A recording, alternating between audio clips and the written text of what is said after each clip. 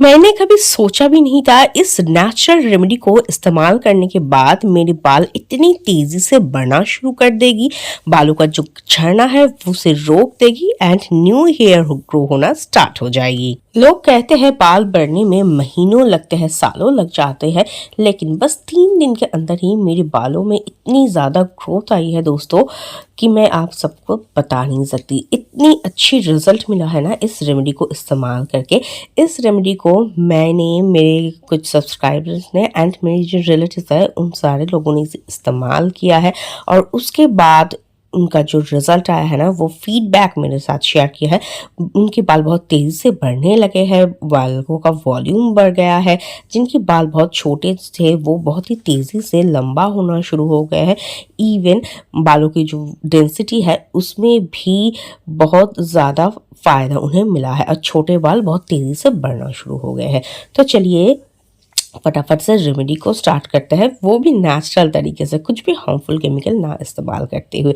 तो इसके लिए सबसे पहले हमें जो चीज़ चाहिए वो है गुआवा लीफ, अमरूद के पत्ते। मैंने यहाँ पर फ्रेश यानी गुआवा का जो लीव है उसे ले लिया है ना, मैंने इसे धो के रखा था ताकि इसमें जो धूल मिट्टी गंदगी होती है ना वो निकल जाए।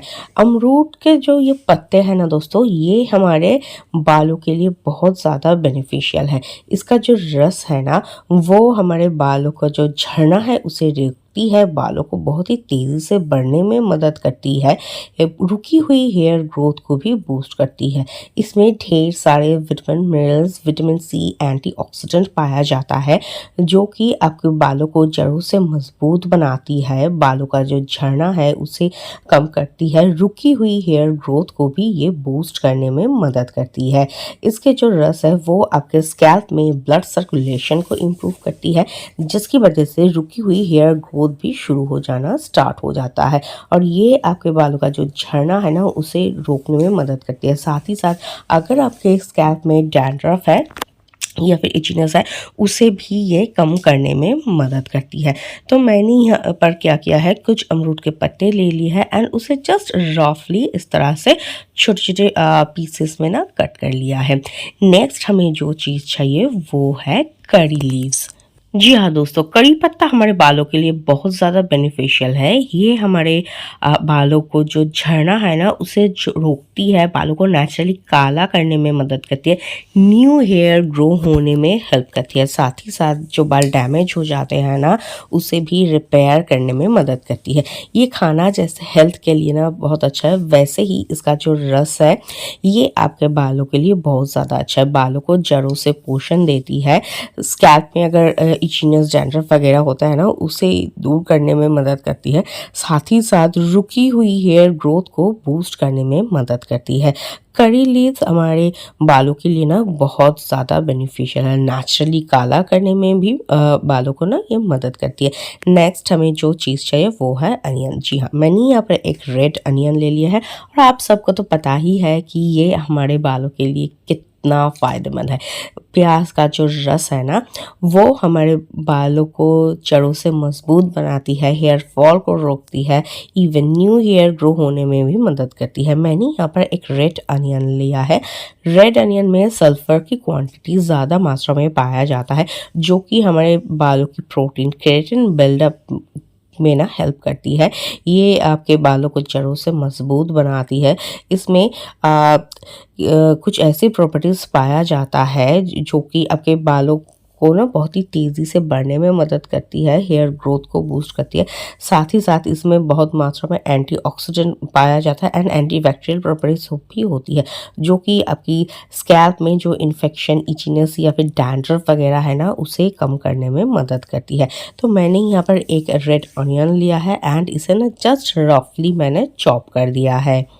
अब इन सारी चीज़ों को मैंने एक मिक्सी के जार में ऐड कर लिया है और थोड़ा सा पानी डाल के ना इसका एक स्मूथ सा पेस्ट मैं बना लूँगी। अच्छी तरह से आप इसे ना पीस के इसका रस जो है ना उसे निकाल लीजिए। उसके बाद ना एक कॉटन की कपड़े की मदद से इसे अच्छी तरह से छान लीजिए ताकि जो पल्प है वो अलग हो जाए और हमें ना इन सारी चीज़ों का फ्रेश जूस हमें यहाँ पर मिल जाए। और ये जो टोनर बन के तैयार होगा ना दोस्तों, दोस्तों ये बालों के लिए ना एकदम वरदान की तरह काम करता है। बालों का झड़ना रोकता है, न्यू हेयर ग्रो होने में मदद करता है, साथ ही साथ डैंड्रफ को कम करने में मदद करती है, बालों को जड़ों से मजबूत बनाती है। अब इसे मैं 2 हिस्सों में डिवाइड कर रही हूँ, क्योंकि आज मैं ना आपके साथ 2 नेचुरल रेमेडी शेयर करने वाली हूँ। सबसे पहला जो है वो है हेयर ग्रोथ सीरम। इसके लिए इस रस्म में मैं ऐड कर रही हूँ नारियल का तेल। 1 चम्मच मैंने कोकोनट ऑयल यहाँ पर ऐड किया है। कोकोनट ऑयल हमारे बालों को जड़ों से पोषण देती है, बालों को नरिश करती है, स्कैल्प को नरिश करती है, इवन स्प्लिटेंट या फिर रूखे सूखे झाड़ू जैसे बालों को ना उस डैमेज को रिपेयर करती है, बालों को सिल्की शाइनी बनाती है। अब मैंने एक कॉटन का बॉल ले लिया है और इस रस को ना रस में डिप करते हुए उस कॉटन बॉल की मदद से मैं मेरे जड़ों पे अच्छी तरह से इसे अप्लाई कर रही हूँ। आप चाहे तो किसी स्प्रे बॉटल में भर के या फिर ड्रॉपर में भर के ना इसे अपने जड़ों पे अप्लाई कर सकते हैं। और ये जो है ना ये आपके हेयर फॉल को रोकेगी, और इसे इस्तेमाल करने के बाद मेरे जो न्यू बेबी हेयर ग्रो होना स्टार्ट हो गए हैं, आप देख सकते हैं। और मेरे बाल ना पहले से बहुत ही तेज़ी से बढ़ना भी शुरू हो गए हैं। और ये आपके बालों को जड़ों से ना पोषण देती है, हेयर फॉल को कंट्रोल करती है, न्यू हेयर ग्रो होने में मदद करती है, स्कैल्प में जो डैंड्रफ वगैरह है ना उसे दूर करने में मदद करती है, बालों को सिल्की शाइनी बनाती है और बालों को जड़ों से मजबूत बनाती है, स्कैल्प में ब्लड सर्कुलेशन को इम्प्रूव करती है, जिसकी वजह से ना रुकी हुई हेयर ग्रोथ भी ना स्टार्ट हो जाती है। तो मैंने मेरे बालों पे स्कैल्प पे इसे अच्छी तरह से अप्लाई कर दूँ, सामने की ओर पीछे की ओर पूरे स्कैल्प में आपको इसे अच्छी तरह से अप्लाई करना है। एवरीडे से इस्तेमाल नहीं करना है, हफ्ते में बस 2 से 3 बार आप इसे इस्तेमाल कीजिए। तो फिर आप देखेंगे दोस्तों जो रिज़ल्ट है ना वो काफ़ी अच्छा आपको मिलेगा। बहुत ही तेज़ी से ये बालों को बढ़ने में मदद करती है एंड बालों का जो झड़ना है उसे रोकती है।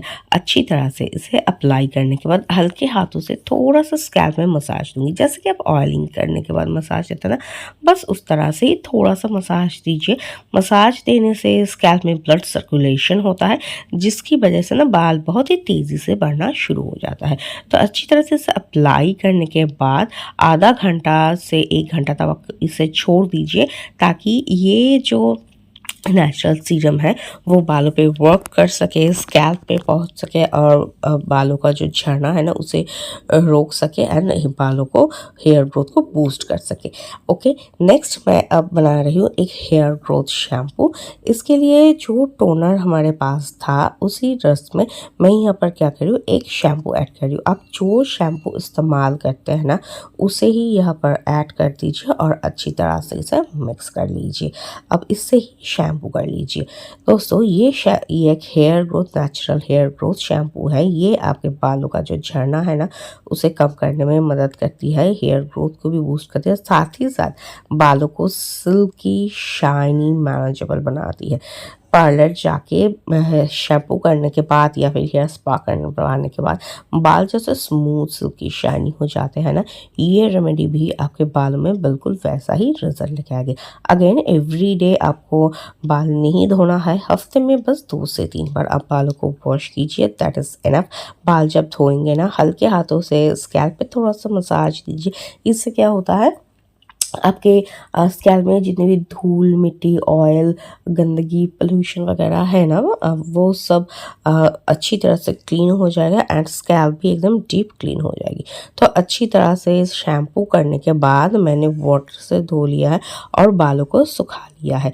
उसके बाद जो रिजल्ट आया है आप देख सकते हैं, बाल कितने सिल्की शाइनी मैनेजेबल हो गए हैं और ये ना बालों को नेचुरली काला रखने में भी मदद करती है, बालों को सिल्की शाइनी बनाती है, बालों का जो टूटना झड़ना है उसे रोकती है एंड हेयर ग्रोथ को बूस्ट करती है।